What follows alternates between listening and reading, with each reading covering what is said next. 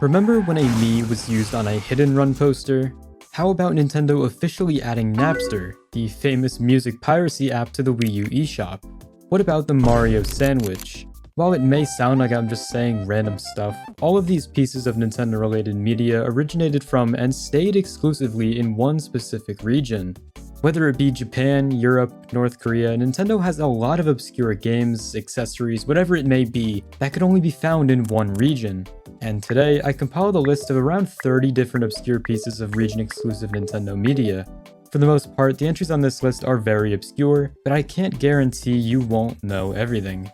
Anyways, with all that being said, let us begin. Napster on Wii U. In December of 2015, Nintendo of Europe made a surprising announcement. Napster, the once notorious name from the early days of digital music piracy, was coming to the Wii U as a fully fledged streaming app exclusively in Europe. This obviously wasn't the peer-to-peer file sharing Napster that had caused chaos in the late 1990s though. By this point, Napster was a legitimate subscription-based music service. It worked kind of like Spotify or Apple Music would. It was a legal, licensed platform where users could pay a monthly fee to stream millions of songs. The Wii U Napster app specifically launched on December 17, 2015, exclusively in Europe, and it was one of the only music streaming apps ever officially released on a Nintendo console. It was available as a free download on the Wii U eShop, but to actually listen to full songs, you needed a Napster Unlimited subscription. So basically what I'm trying to say is that this streaming service was anything but successful. This is a rough estimate of course, but only 4 million Wii U sales were in Europe, and by 2015 only 3.5 million people were subscribed to Napster. So think about how specifically targeted this streaming service was. Not only did you have to be part of the 4 million people who had a Wii U in Europe, but you also had to be one of 3.5 million who were subscribed to Napster, the company whose whole thing was free music. The app lasted until April of 2024, which is a shocker to me that it even made it that far. Pepsi and 7up Nintendo DS. In China and briefly in Japan, both Pepsi and 7up ran promotions with Nintendo to advertise their drinks by making special versions of the DS and IQ DS. The IQ DS is the name Nintendo released their consoles under in China due to their region-specific laws and ban on gaming pre-2015. Firstly, Pepsi ran a unique cross-promotion with Nintendo in both China and Japan, centered around their new drink Pepsi Twist. This was a lemon-flavored variant of regular Pepsi. The campaign featured 1,000 exclusive Nintendo DSs, and also many Nintendo characters who appeared on limited edition bottles and promotional items like, tape. These items could be won in a sweepstakes Nintendo and Pepsi were running, which would also win you a pair of Pepsi headphones if you won. If you want to acquire one of these Pepsi DSs nowadays, it's gonna cost you a good bit of money, like at least thousands of dollars. If every single person watching likes the video and subscribes, I'll buy it. Joining the Pepsi IQ DS was the 7up IQ DS, which this time it's meant to promote 7up rather than Pepsi. This cross-promotional campaign basically tied the 7up brand to the launch of the IQ DS in China. The promotion designated 7up as the official drink partner of IQ, and ran a sweepstakes where consumers could collect bottle caps or purchase select promotional products for a chance to win prizes. The most notable prize, of course, was a limited edition silver IQ DS featuring a 7up logo printed on the shell, now considered one of the rarest DS variants ever made. The campaign ran for roughly 15 weeks, starting around August 15, 2005, and was advertised through Chinese gaming outlets and product packaging. The IQ DS would receive a couple other cool variants, but none really stood out to me like these soda ones did. Splatterworld. The game Splatterworld was a cancelled title originally planned by Namco for the Famicom around 1993. It was intended to be a spooky Halloween-themed JRPG spin-off of the horror action platformer series Splatterhouse Wanpaku Graffiti. The protagonist from those games, Rick Taylor, appears in this game alongside new characters and RPG elements, such as a channeling system where defeated enemy souls could be used by the party. The game's existence was known only via a promotional VHS sent to retailers in late 1992, but it was never released. As of Halloween 2025, which was a few days ago at the time I'm writing this script, a seemingly full ROM build of Splatterworld leaked online, first spotted in an anonymous thread on 4chan. For the most part, the game is said to be very enjoyable to play, and it's pretty ironic that a Japanese horror-themed RPG like this ended up leaking right around Halloween. Touch Generation CD. In 2006, Nintendo of Japan released a Club Nintendo exclusive Touch Generation soundtrack. This was a promotional album that tied directly into the company's push to make the Nintendo Wii and DS appeal to non-gamers. You had to redeem 400 Club Nintendo points to obtain this disc, making it extremely rare today. It featured music and jingles from the Touch Generations line of DS and Wii games, including Brain Age, Nintendogs, Wii Sports, the Wii Shop channel, and even some more obscure titles like English Training and this Japanese cooking game whose name I shouldn't even attempt to say. The final 2 tracks on this album are really cool live exclusive performance versions of the Wii Sports and Nintendogs title themes. Nintendo made a lot of other cool Japanese Club Nintendo exclusive soundtracks, all of which are very hard to acquire nowadays. It's a shame that today this CD is so expensive, but if everyone clicked those 2 little buttons down there. Unidentified Coca-Cola DSi. User Toasterberry on r/game collecting made a post 3 years ago talking about a really strange DSi he bought on eBay. His statement goes as follows. I bought this DSi from a random Japanese store on eBay in early 2019. To this day, I still have not been able to identify it or find any information on it. As far as I'm aware, it may be the only one to exist. There's an old listing for a pin found with the same logo, but I still don't know where the logo is from. Here's the text I tried coming up with. Any info or help with the search, or getting it shown to someone who might know anything is greatly appreciated. In the comments, others stated that MD is short for merchandiser. The Japanese text roughly translates to National Vendor MD Championship, so it's possible that this was some sort of corporate giveaway or internal prize rather than a public contest. The fact that this pin says 2007 and the DSi says 2008 could mean that this was a yearly conference that had offered different prizes each year. The mystery still hasn't been solved, but that is the most plausible theory out there. Utada DS ad campaign. Back when the Nintendo DS was launching in Japan at the end of 2004, Nintendo brought in a decently big pop star in the country at the time, Utada Hikaru, to promote the console. The campaign positioned the DS as something cool and fun to play with, and Utada's involvement made perfect sense. The newly released song at that time, Easy Breezy, which Utada had released a few months earlier, provided the perfect upbeat soundtrack for these commercials. In these commercials, Utada is shown interacting with the DS for the first time, playing around with it, drawing on the touchscreen, and reacting with genuine delight. These large-scale print ads and billboards featuring Utada also appeared throughout Tokyo, especially in high-profile areas like Shibuya. These images reinforced the campaign's message that the DS was trendy and fun, and tied to pop culture in a way no previous Nintendo console had ever been. Seeing Utada use the system made people think, wow, Nintendo is so hip and tapped in, maybe I should try the system out. Or at least that was the goal. Mii Hidden Run. In early 2009, police in the Kanagawa prefecture of Japan released an unusual wanted poster related to a hit-and-run incident. Instead of using a traditional sketch or photograph of the suspect, the poster featured a digital character created with the Wii's Mii channel. The poster roughly translates to, "If you witnessed this, contact us." Despite the widespread attention this case got because of how bizarre it was, there's no clear record that the Mii wanted poster directly led to the suspect's capture. It's thought to have been more of an experiment from the Japanese police, and they didn't really ever use this identification method ever again. At least as far as I know, but this case is really difficult to research. I think I found the origin of this image though, on a blog of some sort from 2009. Touch Dictionary.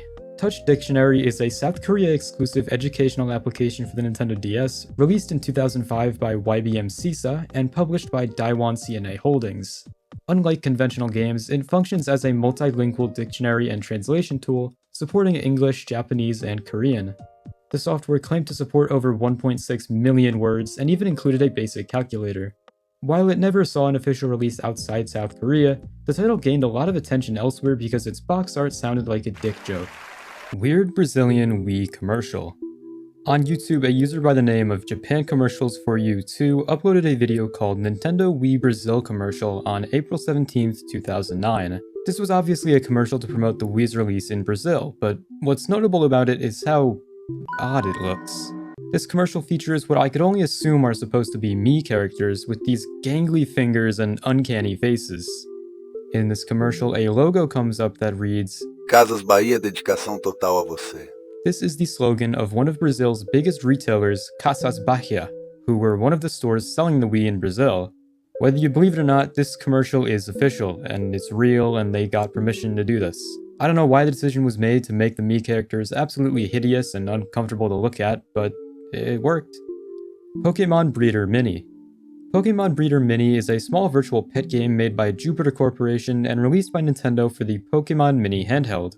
It came out in Japan on December 14th, 2002, and was never released anywhere else. It's kind of like a mix between Pokémon and a Tamagotchi, focusing more on caring for your Pokémon than battling. In the game, you can feed, pet, brush, and play with your Pokémon to make it happy and help it grow. Pokémon Breeder Mini was actually the last game ever made for the Pokémon Mini systems, and the only one to include Generation 3 Pokémon. Because it only came out in Japan and the Pokémon Mini is a pretty rare console, not many people outside of Japan ever got to play it. Wii Sports World Edition. Wii Sports World Edition is a really obscure version of Wii Sports that doesn't really have any differences from the other releases apart from a tiny logo on the box art. This logo says UAE, Saudi Arabia, Malaysia, Singapore, official products. There's actually many different Wii games that have World Editions, and all of them aren't any different from their other regional releases. This is because a World Edition Wii game is simply a reprint of a game that was once originally intended for sale in territories outside of North America. They only work on an NTSC system, and they lack physical manuals. They're also always selling for very high amounts on eBay. I remember seeing Wii Sports World Edition on an iceberg chart a year ago or two, I think, and I thought it was going to be some super cool version of the game, but after researching it, it's not really that cool. It's just a special logo on the box. Mario no Photopy. Mario no Photopy was a strange little experiment released only in Japan in 1998 for the Nintendo 64. The best way I can describe this game is like a sequel to Mario Paint. The game cartridge had 2 slots for smart media cards, which is the same kind used in early digital cameras, which let players import real photos directly into the N64.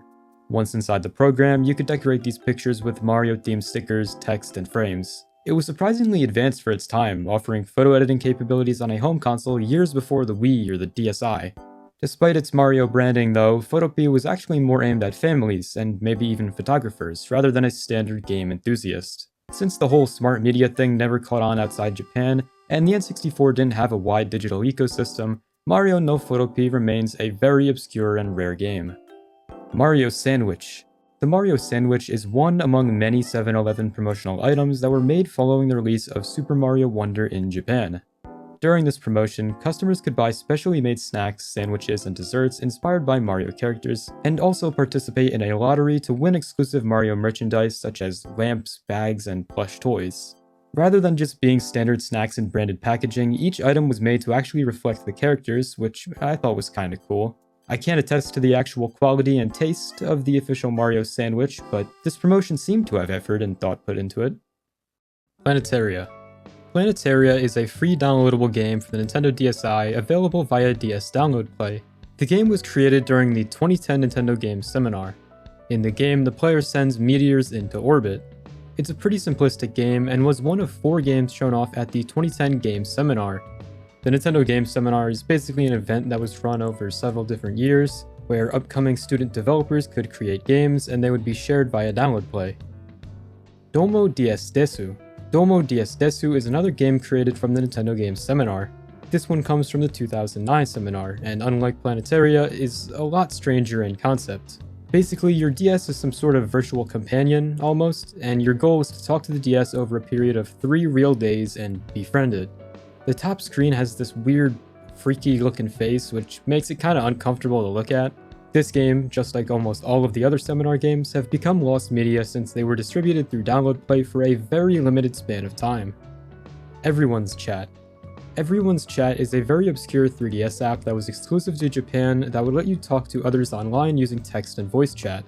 The 3DS version of Everyone's Chat was discontinued in 2019 on November 30th, to make way for the Nintendo Switch version that would release in March of 2021. The Nintendo Switch version allows you to use all functions for free as a trial period for 30 days after downloading, and after the end you can continue using it by purchasing a 30-day or 90-day ticket. By downloading a compatible app on your smartphone, you can communicate between the app on your Switch and on your phone, which is a pretty cool feature. Pokémon PC Master. Pokémon PC Master was a Japan-exclusive educational PC game developed by Umbrella and published by the Pokémon Company and released in 2006. It taught skills such as typing, drawing, internet browsing, and using a mouse. Its website, www.pokemonpcmaster.com, went down around 2007 and has since been used by someone else. This game is actually considered lost media nowadays, however a CD-ROM disc for a trial version was found in January of 2018. It appears that the full game was only available via a paid subscription or educational program.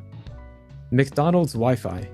In the mid-2000s, Nintendo partnered with McDonald's to provide DS users with access to free Wi-Fi and exclusive content at participating restaurants. Branded as Mac the DS, or part of the Nintendo Zone program, McDonald's locations offered DS users special downloadable content, game demos, and other promotional stuff when they visited. Most notably was that this service would let you download game demos and McDonald's coupons if you connected to the hotspot on your DS. Barcode Boy. The Barcode Boy is a Game Boy peripheral developed by Namco and released only in Japan in December 1992. It attaches to the Game Boy and is used to scan or swipe barcodes, similar to the e-reader. Games such as Monster Maker Barcode Saga were designed to be used specifically with the Barcode Boy. Scanning the game's cards would give the player the ability to customize characters and battle opponents via a link cable. Rocketin Showtime.